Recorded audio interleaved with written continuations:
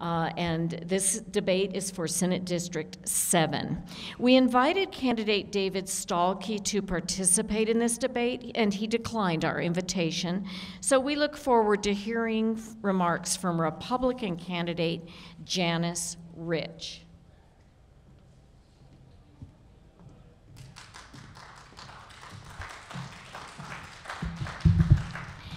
Janice, thank you so much for joining us this afternoon and for your willingness to continue to serve Western Colorado, and also for taking your time to help inform the voters regarding your views on major policies and issues. With that, we will begin with opening remarks. You will have 3 minutes to give us your opening remarks. Thank you, Cindy, and thank you, Club 20, for hosting this forum, and thank you for the invitation to be here today. I am Janice Rich, and I am currently the state representative for House District 55, and I am the Republican nominee for the Colorado State Senate District 7. 16 years ago, during a weekend when Club 20 was in town, I also got married to my now husband, Steve. So happy anniversary, Steve, and it seems only appropriate that we would be here today. As some of you may know, I am from a small town in Texas, but almost 50 years ago, I've made Western Colorado my home. I have owned 2 businesses. I am a certified legal secretary and worked for attorneys for more than 20 years. I served as a court clerk for a U.S. magistrate judge for 6 years. I was elected Mesa County clerk and served 2 terms in that position. I was then elected Mesa County Treasurer and also served 2 terms in that office. And I believe my experience in both the private sector and working in local government prepared me to take the next step to represent the people of the Western Slope, defending our values and principles. And my voting record reflects just that. I ran for the Colorado State Legislature in 2018. And have been fortunate to serve as a state representative for the past 4 years. 2 years ago, I was elected caucus chair for the Colorado House Republicans. Now, there have been challenges these past 4 years in the state legislature, but there have also been successes. In my 4 years, all bills except for one, where I was the prime sponsor, passed with bipartisan support in both the House and the Senate, and all were signed by our governor.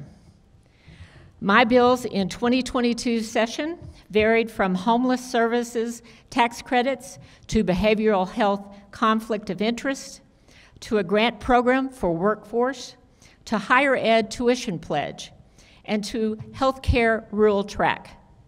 A few years ago, I was proud to support our veterans assisting the Missing in America project to ensure our veterans receive the honorable and military service they deserve at a veterans cemetery.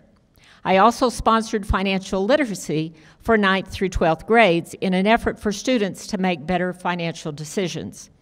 Plus, I was pleased to be a co-sponsor of the Reinsurance Health Program in an effort to lower health care costs in Western Colorado. I also co-sponsored the expansion of the Rural Jump Start program, incentivizing businesses to locate and create jobs in rural Colorado. Thank you. Thank you so much, Candidate Rich. We will now move into the question and answer portion of the debate. Candidate Rich, we have 4 questions that were submitted by Club 20 members and our partners. You will have a maximum of 3 minutes to respond to each question. Question number 1. Mental health is in a critical place in Colorado and has direct ties to our economy, public safety, and our healthcare system. Do you feel the state is taking the right steps towards tackling this problem? Why or why not? Well, I believe in this last session, we made a lot of good efforts to address mental health. A lot of money has gone toward mental health, and I am hopeful for its successes. I don't think that we've done enough. I think because of some of the illegal drugs that are out there and some of those things that we're having to address right now, is creating some mental health issues, but I think that we're doing a better job. I think we could do more. Thank you. Question number 2. In May of 2019, Governor Polis unveiled his plan to achieve 100% renewable energy by 2040. California has taken a similar, albeit more aggressive, course of action and currently experiences rolling blackouts and energy usage curtailment. How can Colorado reach its renewable energy goals while ensuring reliable, affordable energy for its citizens? Thank you for the question. Well, you know, we are the most regulated state in the country with the most stringent rules on energy. But we should not ignore our natural resources that are the backbone of Colorado's energy. And the energy industry has proven it does a good job respecting conservation. Now, I do support renewables. They are certainly a part of the answer, but they're only a part. The reality is this state cannot run solely on renewable energy. As you said, look at the chaos in California, asking people now to cut back on electricity use before they've even gone completely to electricity. We need to transition into these steps, but I don't think that we'll ever get there. I don't think that's realistic. Some of the things that I've read, for instance, California has one nuclear plant, but to manage the electricity that that state needs alone, and keep in mind, they buy electricity even from Colorado, they need 20 more of those, and they only have one. So I don't think it's realistic to think that we're going to be able to go to complete renewables by 2035. Thank you. As a Western Slope legislator, you'll be outnumbered by those from the Denver metro area and the Front Range. How will you stand up for Western Colorado to ensure that our voice does not get lost? What strategies or relationships might you implement to ensure the success of Western Slope legislative priorities? Well, as I mentioned before in my opening, I have always worked across the aisle. That's not been a problem for me. I'm happy to do that. I think when I was very young and I went to work for a legislator, he taught me the importance of working together, and it's always just stayed with me that that's when you make your best policy.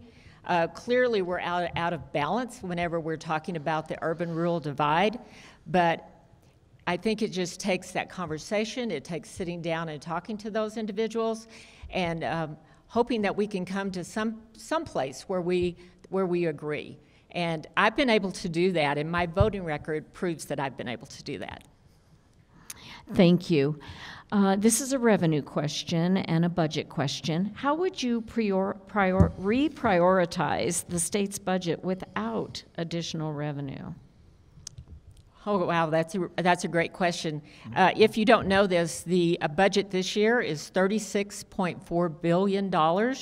It has grown 49% in 8 years because the budget pays forward, obligating the general fund in out years. So if we were going to try to fix all of that, the budget that we have now is paying out years. So if I had my way, we would do a zero-based budgeting, and we would look for positive outcomes, and I would have each department, and maybe it's not realistic to do it every single year, but I would have various departments do performance outcomes and see where they're excelling and where they're not, because there is a lot of waste in government, and I think that would be best. Thank you, and thank you for answering the questions. As we wrap up, we would love to hear your final thoughts. You have 3 minutes for closing remarks. Oh, that was fast. Well, again, I want to thank Club 20 for allowing me to speak today. The Colorado Republicans made a commitment to Colorado, and that commitment continues to make Colorado more affordable and reverse the excessive fees, taxes, and regulations, and unleash prosperity.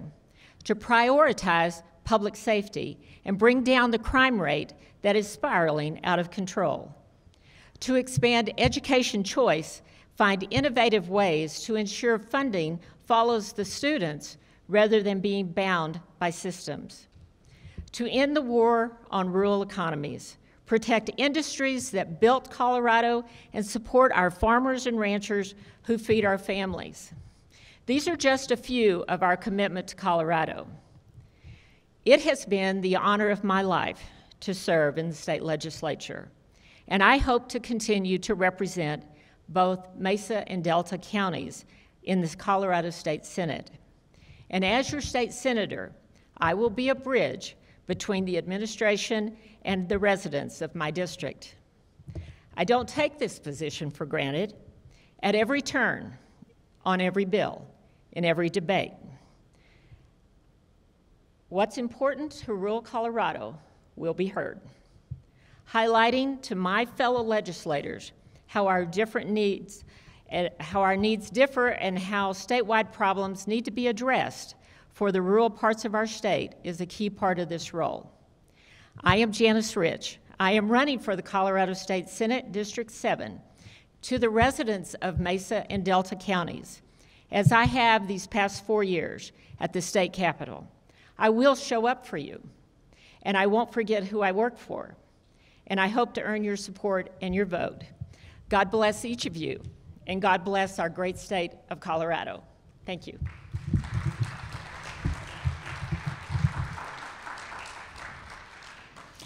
Janice, we cannot thank you enough for your willingness to participate in today's debates, for your service to Western Colorado.